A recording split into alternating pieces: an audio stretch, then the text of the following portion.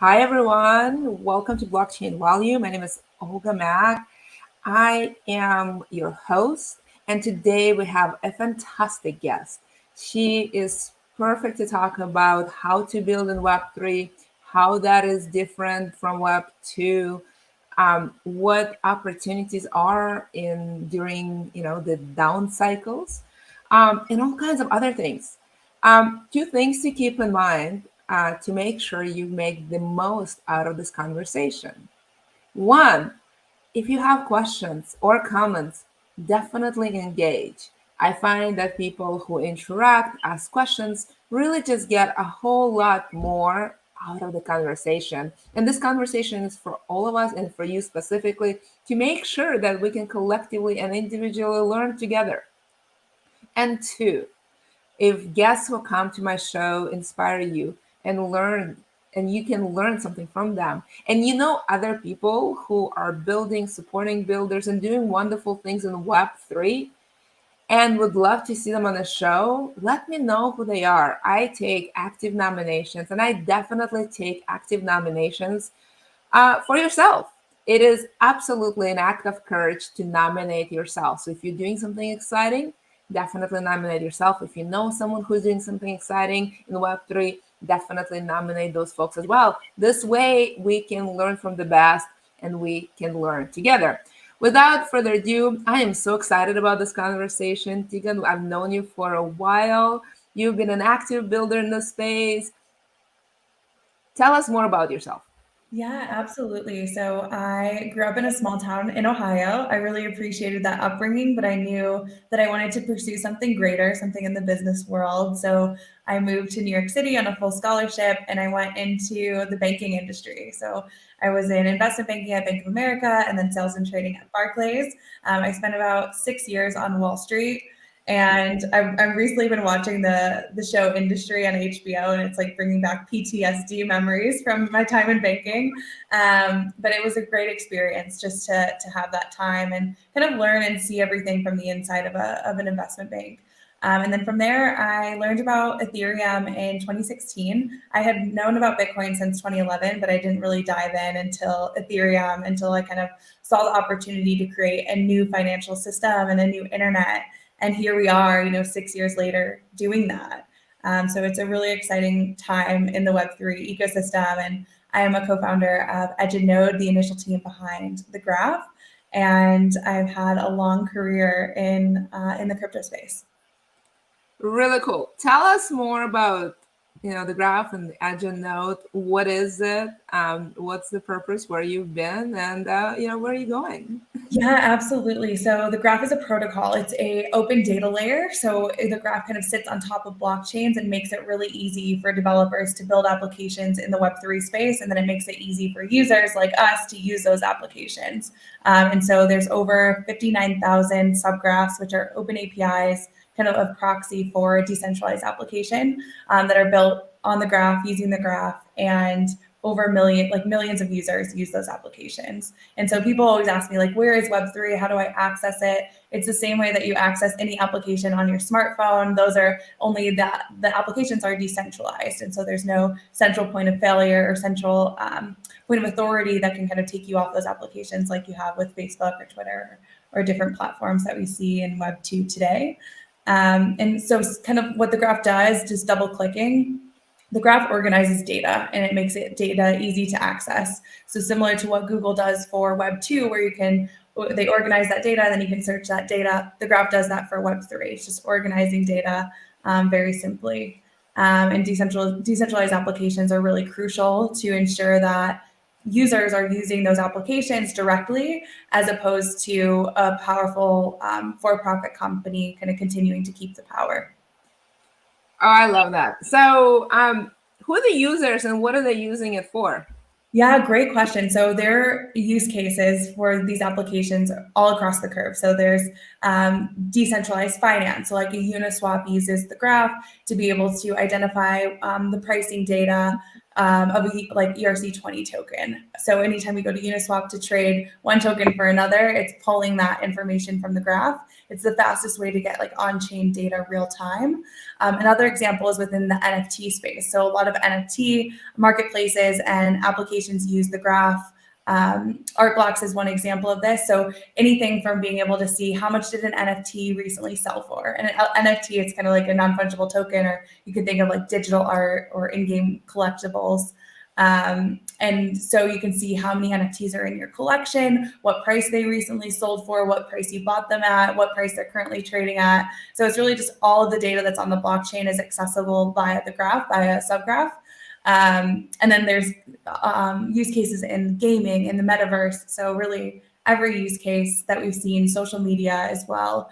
And we're just at the tip of the iceberg in terms of what we've seen within the Web3 space. There are so many use cases that I'm excited about that I think we can't even fathom today that will be created soon once the Web3 stack kind of decentralizes further. So you guys are doing a lot of pioneering work. I want to talk a little bit more, what are the sort of highlights and how do you've done a tremendously great job of positioning yourself as a leader in the space, likely because of your pioneering work, maybe a few other things. So curious about the work you're doing, the new stuff that is interesting, and how you positioned yourself as a leader.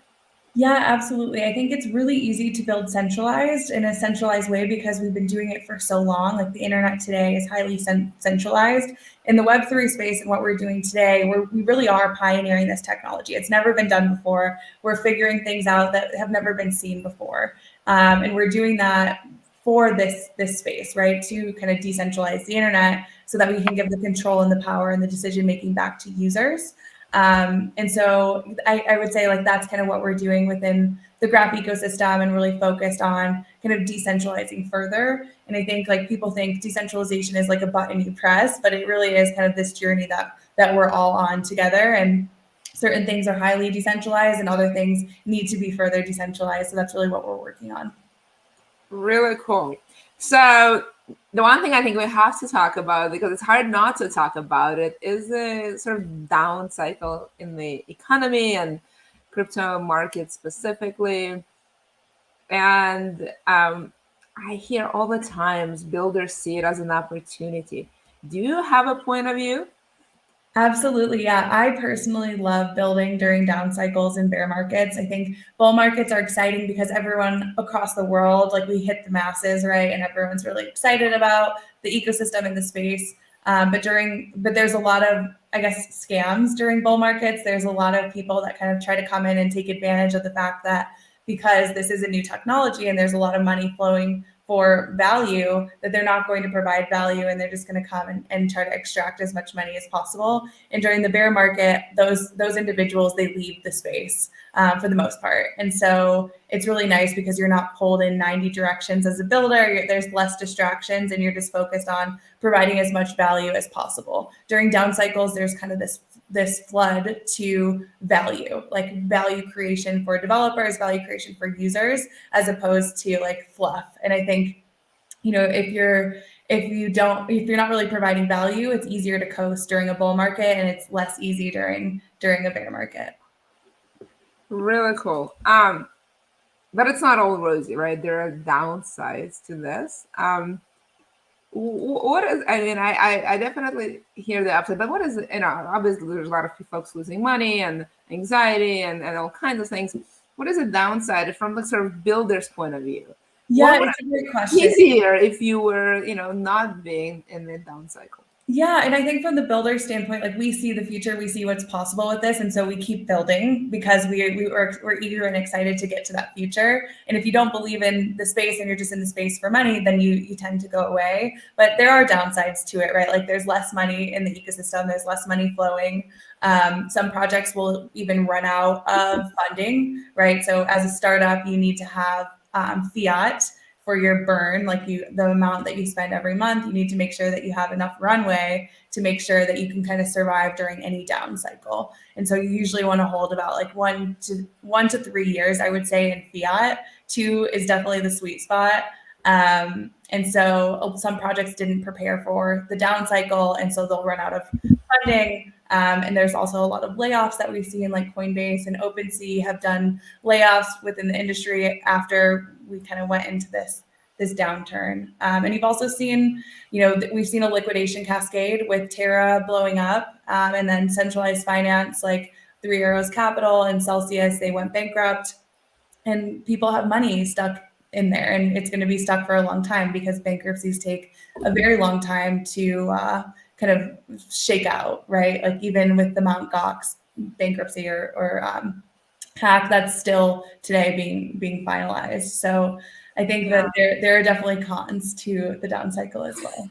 Well, I mean, liquidation cascades, as you call them, are scary. They're scary in analog world. They're scary in any world. Web3 is no exception. So the anxiety and fear sometimes is just really, really overwhelming. And it's funny you mentioned layoffs. Um, I still see within this economy that demand for the skill, both kind of the transferable Web2 skill and the Web3 skill that you can combine with is definitely there. I'm not too worried about, OpenSea, employees and affiliates. But I'm just curious kind of how because you're on kind of both sides of this, you're on the recruiting side and the good and bad. Do you see it as an opportunity, or, like, do you see more choices, or do you see that market is still pretty hot? Absolutely. Yeah. We are still hiring for a handful of roles within Edge and Node. And I think that, before during a bull market, it's really difficult to get great talent because everyone's getting competing offers and, there's millions of dollars flying around. And now during a down cycle, people are they're more reluctant to hire. And so it's actually a great opportunity for founders to pick up on great talent because there's higher supply of talent, I guess, and less demand. Yeah. I was just talking to one of the founders yesterday, and he said that even in this economy, even in this down market, he still struggles to find the right talent, and I just generally find the talent. What do you think that for the kind of the building of Web3, of community, of the technology, sort of the best practices, what does a down cycle mean uh, to all of that? Yeah, I think it's a great time to build. And it's also a great time to kind of foster a genuine community, right? Like the people that are within the ecosystem and the community today, the bonds actually strengthen during bear markets. It's kind of like, when if you ever go to like a sorority or fraternity, you go through hazing. And so the bear markets are kind of like this community's hazing, and it actually strengthens the ecosystem. It strengthens your relationships. I've gone through multiple bear markets with many different founders in the space, and it's how you build trust together because hey, like they buckled up and they marched through the bear market when in the last bear market people were saying like crypto is a scam, crypto isn't real, it's never going to amount to anything. And then we saw DeFi take off and NFTs take off, and now there are real use cases. But why are there real use cases? It's because people continued building during those bear markets. The graph was one of them, so that you had the infrastructure ready and available when things changed and new use cases came in. So, if you are active in Web2 world, eyeing Web3 now, maybe for more than a year, maybe for several years, maybe for a few days, I don't know. What steps would you recommend taking to explore, educate, perhaps even actively engage? What would you do? Oh no, what is the first three things, or five things, or seven things, or one thing you would do to really explore that and enter? Yeah, great question. So I think the opportunity is now, right? Like similar opportunity that we saw at the beginning of finance, the beginning of the early tech boom is what we have today within Web3. I would say the first thing that I would do is just get educated. And you can do that by listening to podcasts like Laura Shin, Bankless. There are a lot of really great podcasts out there just so you can kind of dip your toes in. I take notes when I listen to podcasts. I make note of who says things that I'm interested in. And then I would also recommend going to conferences or events in person. Almost every city has some kind of event. If you're in San Francisco, we host Crypto Underground. It's a great opportunity to kind of get high signal amongst the noise in the crypto space. But I think going to an event and experiencing the crypto community and the ecosystem in person is really crucial to understand the culture of crypto. And that's how you'll meet a lot of great people. If you can volunteer at events, that's how you can kind of expand the number of people you'll meet more quickly. So I highly recommend doing that. And then getting involved, right? Like it's the Web3 space, it's permissionless. So you don't need to ask permission. You don't need to go through a job interview to get involved with protocols. They're all open. And so you can access them on Telegram. Also, crypto Twitter is a great way to get involved in the communication and like kind of what's being talked about within the space. I recommend following like your favorite thought leaders in crypto on Twitter, see what they're thinking about saying. Vitalik is a great one. You need Tall, Brandon from the Graph, Eva Balin from the Graph ecosystem. There's so many great thought leaders within the space. And so it's great to kind of follow them and listen to what they have to say, and then get to know them through events and different opportunities like that. Those are some really great specific steps. I love them. Those are great recommendations. Thank you, Tegan. And to follow on that, just kind of for a full rounded view, how's the opportunity in Web3 in terms of contribution different from that on Web2? Yeah, it is quite different. I think that, it's at least I can speak from how it's different from centralized finance. I think the culture is very different. Most things are done online. It's a digital community. So there's not a lot of borders. You meet people from all over the world, and people are really nice. And I would say people are quite welcoming. And I think that one thing to note in Web3 is that not everything's perfect, and that's why the opportunity is there. Some people come into the space and they want everything to be fully decentralized today. They want the user experience to be perfect and super easy and seamless, and we'll get there. But by the time that it's all perfect, the opportunity is no longer there as much as it is today. So I would just be kind of open to helping to solve the challenges of the space today, as opposed to kind of coming in with a critical. There is definitely an advantage to being a builder. And I just love how you outline the trade-off between the comfort and opportunity. That is definitely a thing, and you know yourself better than anyone. Definitely something to consider. What challenges are to contributing to Web3? You started saying that this may not always be a comfortable place because we're still building it. What challenges, what discomforts are there for those who are entering? What is the sort of buyers beware? Oh man, there's so much, right? So in Web3, it's all about giving the power, the control, the decision making, and the ownership, the money back to the users, back to the individuals. But with great power comes great responsibility. And so it's important that if you're like self-custodying your crypto, that you take that very seriously. Like, you are your own bank, and you need to make sure that you're keeping that safe. You also need to know when you're using a centralized entity versus a decentralized entity. A lot of people that were involved with Three Arrows Capital or Celsius, they thought that their funds were safe, but they weren't. And that's a central point of failure. So I think being conscious of when things are centralized versus when things are decentralized is very important, so that you don't get the rug pulled from under you. Yeah, I would say those are some challenges. Also, it's difficult to use, right? So if you want to get involved in a lot of the protocols today, you have to go to a centralized exchange like Coinbase and get some Ethereum, and then send it to MetaMask. And then from MetaMask, you can send it to Uniswap, and then you can kind of swap into tokens so that you can start using these protocols. And I think that we can make that process a little bit more seamless. And it will get more seamless over time. But today, it's a very fragmented experience. And you have to have a lot of patience when participating in protocols today. So we are coming to the end. I have a few questions to make sure that everyone benefits from your learning experiences.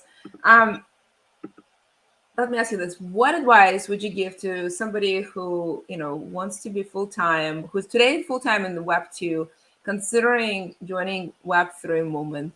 Would you do sort of the jump, head first, or I know you alluded to steps you can take.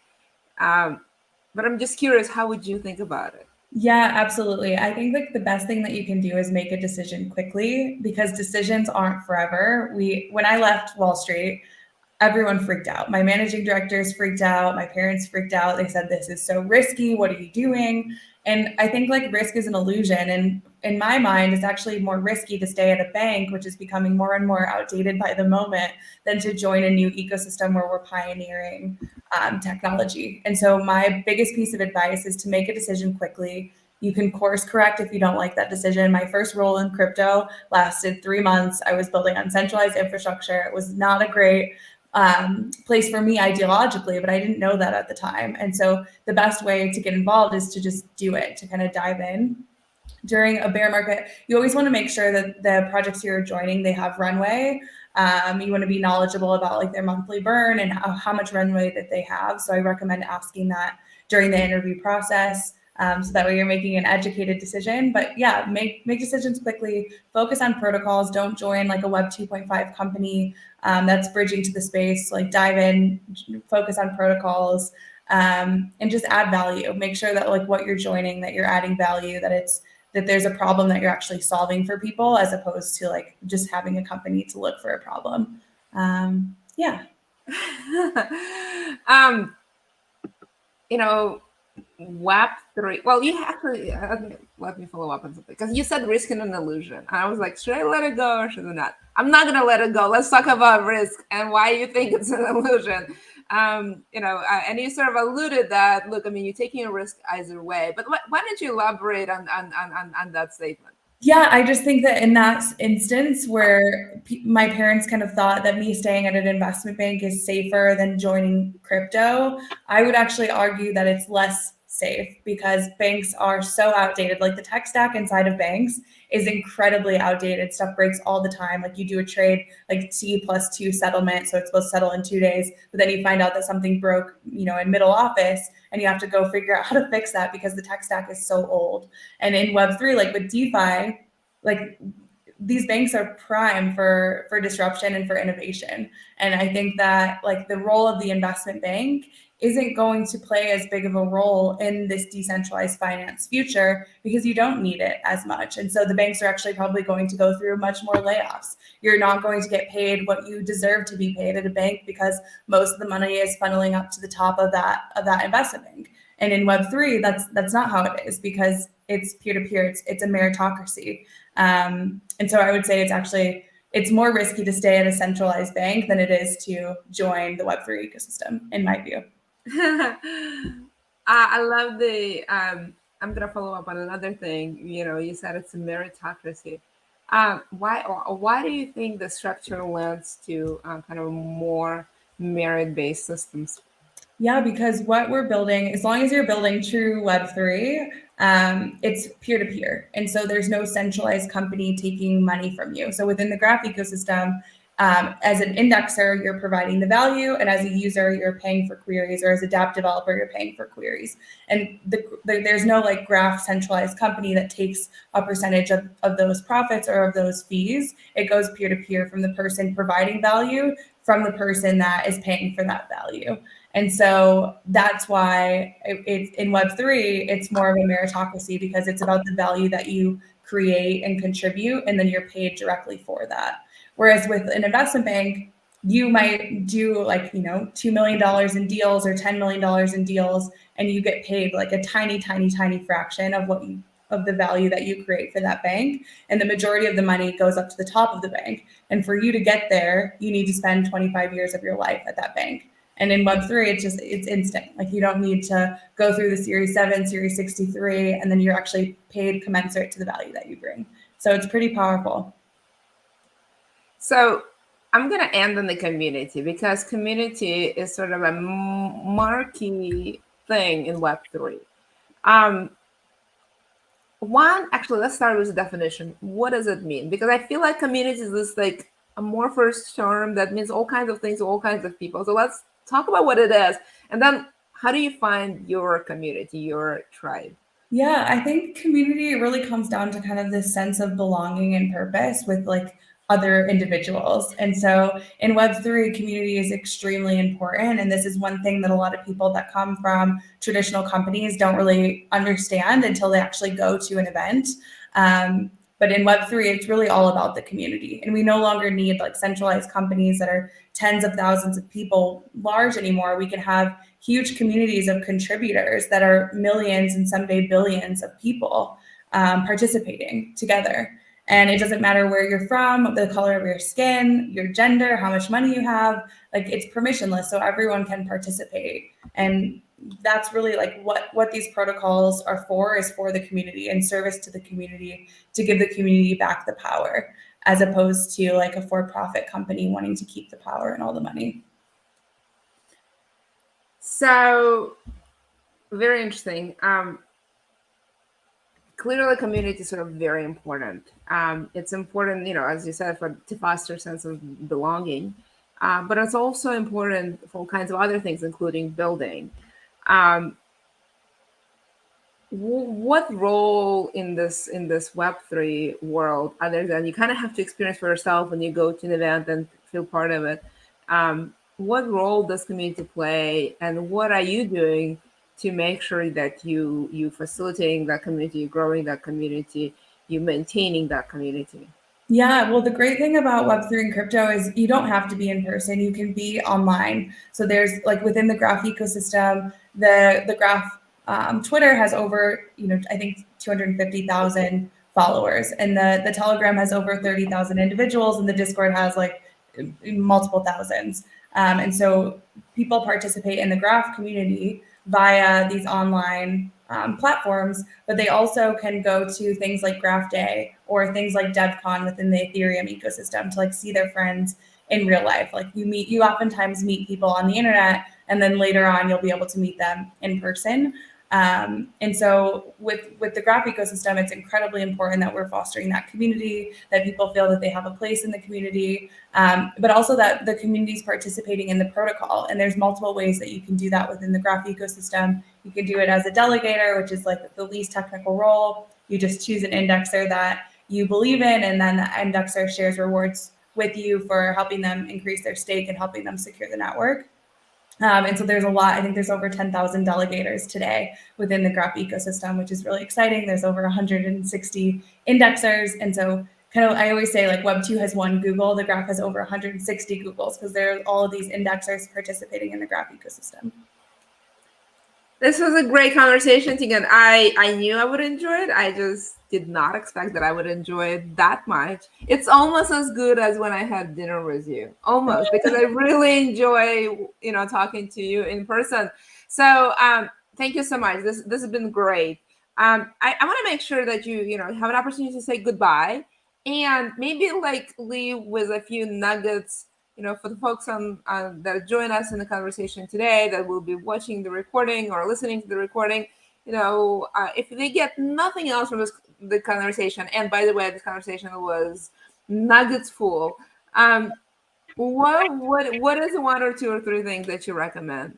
Yeah, I would say the time to get involved in Web3 is now. You don't have to quit your job today, but you can start participating in different communities and ecosystems. I would love to invite everyone listening to participate in the Graph community. And then also, you can reach out to me anytime.